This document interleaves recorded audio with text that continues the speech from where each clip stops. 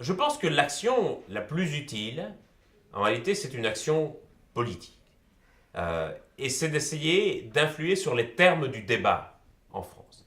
Et aujourd'hui, si on a l'impression que parfois le pays se referme, et si on a l'impression, quand on écoute les discours des responsables politiques dans les médias, si on entend de plus en plus de discours hostiles aux migrants et aux réfugiés, c'est aussi parce que je crois que c'est la manière dont les responsables politiques perçoivent l'opinion publique.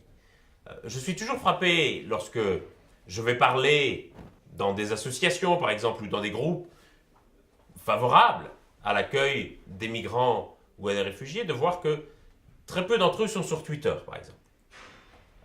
Or, ce réseau Twitter, pour le meilleur et pour le pire, est fréquenté largement par des journalistes, par des politiques et par des militants d'extrême droite.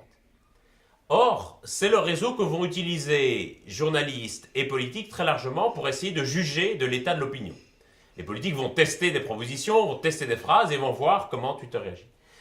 Si ce réseau est peuplé essentiellement de militants de l'extrême droite, cela va donner une image tout à fait déformée et déformante de l'opinion. Et donc cela va encourager les politiques à aller dans la surenchère et les dérapages. Et donc je dirais ce que chacun peut faire à son niveau, même si vous n'avez pas de capacité d'accueil ou si vous n'avez pas forcément d'argent à donner ou de temps à consacrer, vous pouvez en tout cas aller sur Twitter.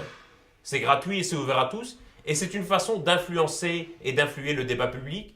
Et je crois qu'aujourd'hui, c'est cela véritablement dont on a besoin.